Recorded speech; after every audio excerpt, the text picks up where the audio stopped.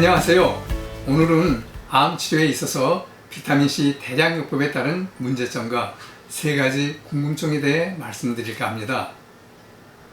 암 환우들에게 대량의 비타민C를 투약하면 오히려 해가 된다는 연구 결과가 나왔는데요.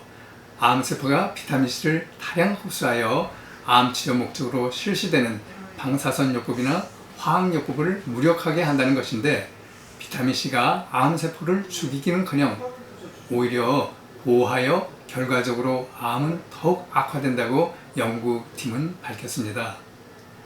미국 MSK 암센터의 골드 박사는 미국 암협회 총회에서 암 환우들에게 대한 비타민C 대량요법의 유해성을 이같이 경고하면서 야채와 종합 비타민제를 통한 비타민C의 섭취는 환우들에게 해롭지 않지만 그람 단위의 비타민C 대량 함유 제제를 피하는 것이 좋다고 말하며, 특히 방사선요법이나 화학요법을 행하고 있는 중 비타민C 대량요법은 결코 바람직할 것이 없다고 덧붙였지요.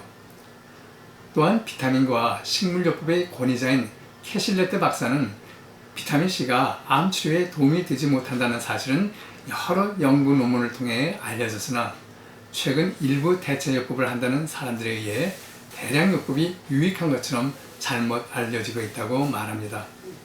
비타민C 일부에서 소개해드렸던 남가주대 연구팀이 비타민C 대량 투여가 동맥경화를 촉진하는 요인으로 발표되어 학계가 떠들썩했는데, 이번에 암 환우들에게도 해롭다는 결과가 나옴으로써 최근 유행하는 비타민C 대량요법에 대한 새로운 평가가 필요하다고 생각됩니다.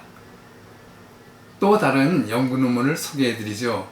암을 예방하는 것으로 알려진 비타민C가 DNA 손상을 일으키는 독소 생성을 촉진하여 결과적으로 암을 일으킬 수 있다는 연구 결과가 나왔습니다. 미국 펜실베니아 대학 연구팀은 사이언스지에 비타민C가 DNA 손상을 일으키는 독소 생산을 촉진하는 촉매로 작용하고 있음을 실험으로 확인했다고 발표했는데, 이 연구팀의 블레어 박사는 이번 발견이 비타민C 보충제 사용에 주의해야 함을 의미한다고 말하며, 비타민C는 건강상 유익함과 해로움을 모두 지닌 양날을 가진 칼과 같아서 특별한 경우가 아니라면 비타민C 보충제의 사용은 피해야 할 것이라는 부원 설명과 함께 그 대신 과일과 야채, 곡류를 충분히 섭취하는 균형 잡힌 식사로 비타민C를 포함한 각종 영양소를 고르게 섭취하는 것이 바람직하다고 소개했습니다. 비타민C 암 예방 효과를 입증하려는 많은 연구가 실패로 끝난 이유도 이 때문인 것 같다고 블레어 박사는 추정하면서, 비타민C 보충제에 대해서는 학자 간 이견이 있지만 확실하게 건강에 유익하다는 증거는 어디에도 없다고 주장합니다. 비타민C 보충제의 원료는 무엇일까? 모든 영양성분을 채소나 과일에서 축출해 응축시킨 천연 제품으로 알고 있는 사람들이 의외로 많습니다. 그러나 현재 시판되는 비타민제의 90% 가까이는 합성 비타민입니다. 합성 비타민은 자연 비타민과 화학 성분이 같을 수는 있지만 구조가 다르다는 점이 매우 중요한데, 인체 내 효소 중 일부는 본래의 구조를 지닌 비타민과 어울려야 제대로 작동하기 때문이죠. 합성 비타민C의 화학명은 아스코린산입니다. 감자나 옥수수 전분에 소상균 같은 박테리아를 넣어 생성시킨 화합물을 다시 전기화학적으로 분해해 만드는데, 이때 유전자 변형 식물의 전분을 원료로 쓰는 경우가 많다고 하며, 합성 비타민C 대부분은 중국과 영국에서 제조됩니다. 남들이 먹으니까 몸에 좋다고 하니까 막연한 기대를 가지고 먹는 비타민C. 하지만 비타민C 효능이나 적정량을 알고 먹는 경우는 그리 많지 않지요.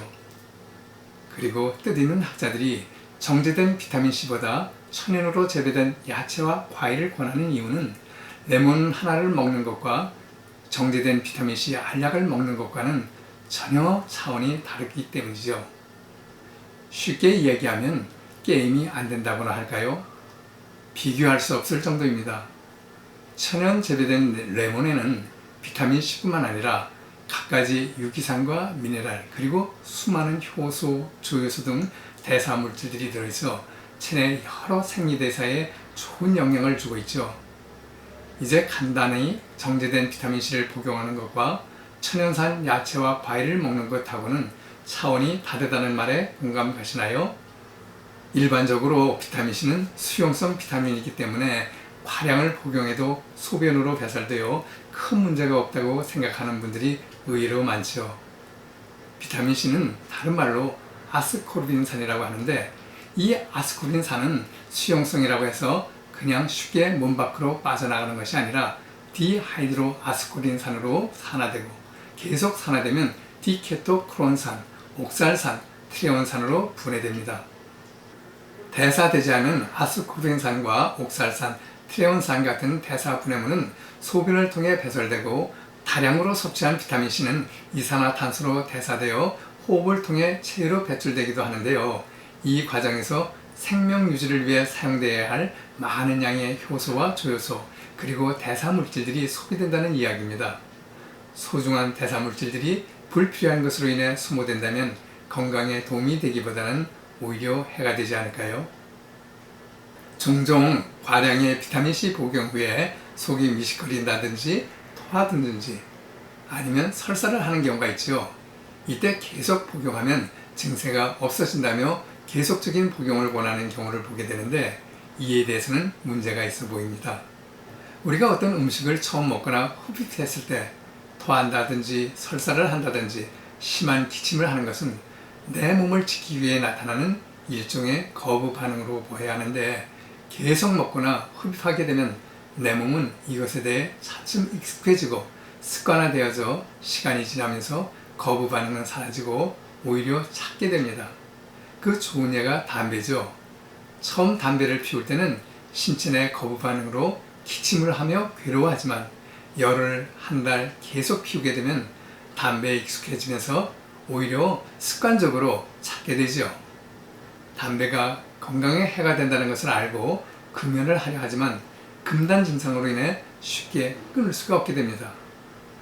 과량의 비타민C를 습관적으로 장시간 복용한 다음 갑자기 복용량을 확 줄이게 되면 오히려 비타민C 부족 증상이 나타나기도 하죠. 때문에 필요 이상의 과량의 비타민C 섭취에 대해서 이제는 우리 모두가 스스로 한 번쯤 생각해 볼 때가 아닌가 합니다. 플라시보는 기쁨을 주다 혹은 즐겁게 하다라는 라틴어에서 유래된 말로 심리적 요인에 의해 병세가 호전되는 현상으로 위약 효과, 가짜약 효과라고도 하는데, 의료진이 효과 없는 가짜약을 환자에게 처방했을 때 환자의 믿음으로 인해 병세가 호전되는 현상을 말합니다. 실제로 새로운 약이 개발되면 신약과 위약과의 대조군 실험을 하는데 30% 정도가 위약을 복용했음에도 불구하고 플라시보 효과로 인해 상당히 호전되고 있음을 보이고 있죠. 따라서 신약을 개발했을 때 임상 효과가 있는지 파악하기 위해 플라시보를 이용하는 검사를 반드시 거치도록 하고 있는데, 이 검사에서 위약을 투약한 군과 신약을 투약한 군을 비교할 때 확실한 유효성을 보여야만 신약으로 허가가 나오게 됩니다. 내가 먹어보니 좋았다거나 우리 가족이 먹어보았더니 효과를 보았다고 이야기하며 약을 권하는 모습을 주위에서 종종 보게 됩니다. 그러나 이러한 효과에 대해서는 약효가 있다고 객관적으로 인정을 받을 수가 없죠. 객관적인 임상 효과로 인정을 받으려면 먼저 그 약에 대한 임상 실험 결과가 필요합니다. 어떤 치료 목적으로 임상 실험을 하게 되었는지, 실험에 참여한 사람의 수는 몇 명이었으며 실험 기간은 얼마였고, 위약을 복용한 대조군과의 임상 효과의 차이는 어떻게 나타났는지, 혈액 검사 등 여러 가지 검사 결과는 어떤지, 모든 것에 대한 객관적인 자료가 필요합니다. 암 환우의 경우에도 고함량의 비타민C를 투약했더니 상태가 좋아졌다고 이야기를 전하는 모습을 보게 되는데, 많은 경우 플라시보로부터 얻어진 효과가 아닌가 생각됩니다. 객관적으로 효과로 인정받기 위해서는 어느 부위의 암 환우 몇 명에게 얼마의 기간 동안 어느 정도의 양을 투약했더니 혈액 검사 등 여러 검사상 어떠한 수치 변화가 있었으며, 종양 표지 인자라고 하는 튜머 마커의 변화 수치와 암으로부터 자해암을 얻어 완치된 환자의 수는 몇 명이나 되는지 등등의 객관성 있는 통계 자료가 제시되어야 하지 않을까 합니다. 그렇지 않기에 객관성 있는 자료를 가지고 미국 암협회 총회에서 비타민C 대량요법의 유해성을 경고한 뉴욕 MSK 암센터의 골드 박사와 비타민C가 DNA 손상을 일으키는 독소 생산을 촉진하는 촉매로 작용할 수 있다고 발표한 펜실베니아 대학의 블레어 박사의 논문에 관심을 갖게 되는 것이 아닌가 합니다. 무엇이든지 필요 이상으로 지나친 것은 부족한 것과 같다는 과유불급의 의미를 다시 한번 마음에 새기면서 비타민C 활약요법에 대해 여러분의 지혜로운 판단을 기대해 봅니다. 끝까지 시청해 주셔서 감사합니다.